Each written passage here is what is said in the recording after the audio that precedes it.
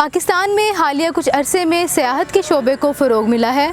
یہ معاشی طور پر مثبت پیش رفت سمجھا جا رہا ہے، تو عالمی سطح پر پاکستان کے تشخص کی بہتری کی بہت سی امیدیں بھی اسی سے وابستہ ہیں۔ اگر تاریخی طور پر جائزہ لیا جائے تو یہ بات ثابت کی جاتی ہے کہ سفید فام سیاحوں کی سابقہ مغلوب ممالک میں سیاحت کے لیے آنا ان ترقی پذیر ممالک کے عالمی تشخص کے لیے اچھا سمجھا جاتا ہے، جس کی وجہ آج بھی ان سابقہ کالونیوں اور ترقی پذیر ممالک کا ان ترقی یافتہ سامراجی ممالک پر انحصار ہے، چاہے وہ سیاسی و معاشی ہو یا معاشرتی و اخلاقی۔ نظریاتی احساس کمتری ان ممالک کے حکمرانوں اور عوام کے اذہان سے یہ ابہام دور نہیں کر پا رہا کہ ان کی الگ حیثیت اور عالمی سطح پر وقت ہے۔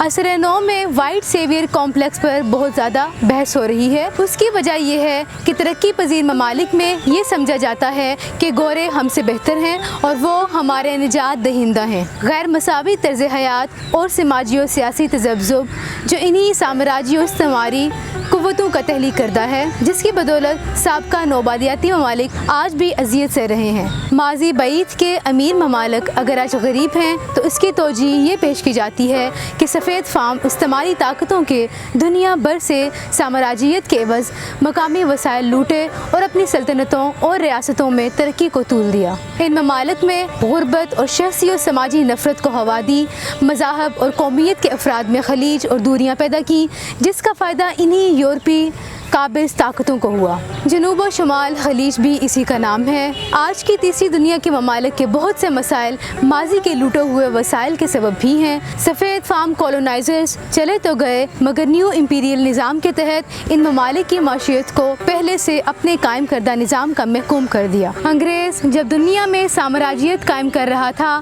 اس کی بڑی دلیل مقامی انسانوں میں عیسائیت کی تبلیغ اور اپنے قائم کردہ آداب و حکومت کی ترویج تھا۔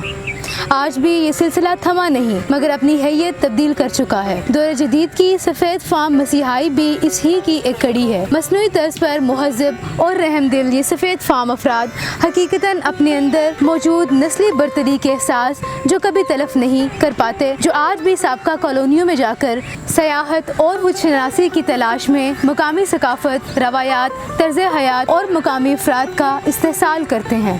پاکستان میں یہ رجحان بہت زیادہ دیکھنے میں آتا ہے۔ آج بھی یہ استعماری طرز سوچ نہیں بدلا جا سکا کہ ان ممالک کو اپنا عالمی تشخص بہتر کرنے کے لیے سفید فام افراد کی نہیں، اپنے مقامی افراد کی ترقی اور بہتری ہے۔ یہ بات درست ہے کہ تیسری دنیا کے ممالک آج بھی کسی نہ کسی طرز سامراجیت میں مقید ہیں۔ انگریزوں کا اتر نظام جو کرپشن اور نیپوٹزم کا شاخسانہ ہے، ویسا کا ویسا موجود ہے، جس کی بدولت ان ممالک میں ادارے اور افراد ٹھیک سے کام نہیں کر پاتے۔ سفید فام مسیحائی یا وائٹ سیویئرزم کو سیاحت کی زبان میں والنٹیرزم کہا جاتا ہے، جس سے مراد کسی سفید فام سیاح کا ترقی پذیر ملک کا دورہ یا سیاحت عوام میں ترقی لاتی ہے یا ان کی ثقافت عالمی سطح پر پہنچتی ہے جو حقیقتاً ابہام پر مبنی ہے۔ کسی بھی قوم کا عالمی تشخص انسانی معیار زندگی کی بہتری ہے۔ تعلیم، صحت، روزگار، ماحولیات، انسانی حقوق، اقلیتوں کا تحفظ، سیاسی و سماجی نظام، عوام کا سیاسی امور میں شرکت کرنا وغیرہ ہوا کرتے ہیں، نہ کہ چند لوگوں کی سیاحت۔ سفید فام والنٹیرزم کا دور جدید میں مترادف وہی کولونیل سوچ ہے جو مقامی افراد کو انسانی طور پر سفید فام انسانوں سے جدا اور الگ دکھا کر پیش کیا جاتا تھا۔ واضح رہے کہ یہ نو طرز سیاحت بھی پاکستان سمیت دیگر ترقی پذیر ممالک کے افراد کو اسی طرح جدا کر کے پیش کرتے ہیں۔ وہ ممالک جن کی پہچان غربت اور مغلوبیت ہے، بگڑے انسانی نظام اور سیاسی ڈھانچے کو بہتر بنانے کی جدوجہد سے لیس یہ سفید فام سیاح مقامی نظام کو بہتر کرنے کی آرزوؤں کا اظہار کرتے ہیں۔ ایسے انسان دوست رویوں اور مقامی انسانوں کی کمزوریوں کی عالمی سطح پر نمائش ان کے لیے شہرت کا سبب بنتی ہے، جس سے ان کو معاشی اور سیاسی فائدہ بھی ملتا ہے، جبکہ کسی بھی ایسے ملک کی شہرت میں کمی واقع ہوتی ہے۔ تیسری دنیا کے ممالک کے عوام کو ترقی پذیر، کم تعلیم یافتہ، कच्ची आबादी में मुकीम अफराद को दिखाना मामूल की बात है, जो इस इस्तेमारी सोच की अक्कासी करता है जो आज से 2-3 सदियों कबल सफ़ेद फार्म गासिबों के इन ममालिक के अफराद को लेकर सोच हुआ करती। पाकिस्तान में आने वाली सफ़ेद फार्म ख़वातीन सयाह को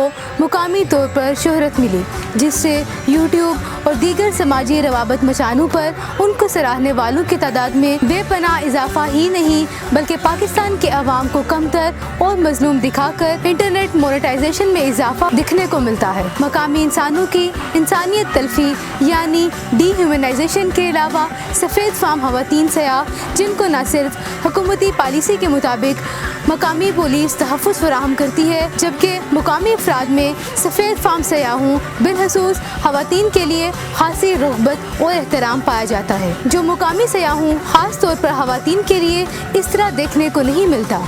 सफ़ेद फार्म ख़वातीन सयाह पाकिस्तान को ख़वातीन के लिए अकेले सफ़र करने के लिए महफूज मुल्क करार देती हैं, जबकि ये बात अचंभे से हाली नहीं कि मुल्क में तेज़ी से रिपोर्ट होते जिनसी तशद्दुद और हरासानी के वाक़यात में इजाफ़ा हुआ है। वाइट प्रिविलेज के ज़ाविये सफ़ेद फार्म ख़वातीन के लिए कुछ और हैं और मकामी ख़वातीन के लिए कुछ और, जबकि बैरून मुल्क से आई सयाह इस बात पर मुनकर नज़र आती हैं कि पाकिस्तान में मुकामी ख़वातीन को मुश्किलात भी पेश आती होंगी। किसी भी मुल्क की सियाहत इसके मुकामी सयाहों और बासियों ही की बदौलत फ़रोग़ पाती है। पाकिस्तान दहशतगर्दी की जंग के बाद नौमौलूद सियाहती सनत को खड़ा करने की कोशिशों में है, वहीं ये नुक्ता रद्द नहीं किया जा सकता कि सबसे ज़्यादा आमदन मुकामी सियाहों की बदौलत ही मुमकिन हो सकती है। हुंजा, यमरी और इस जैसे दीगर सियाही मकामात को खुद साख्ता क़दामत परस्त सकाफ़त का नाम देकर, जिसमें सफ़ेद फार्म सयाहों की तोजीहात भी मानी जाने लगी हैं, हम अपनी मकामी सियाहती सन्नत को माज़ूर करने के दर पे हैं।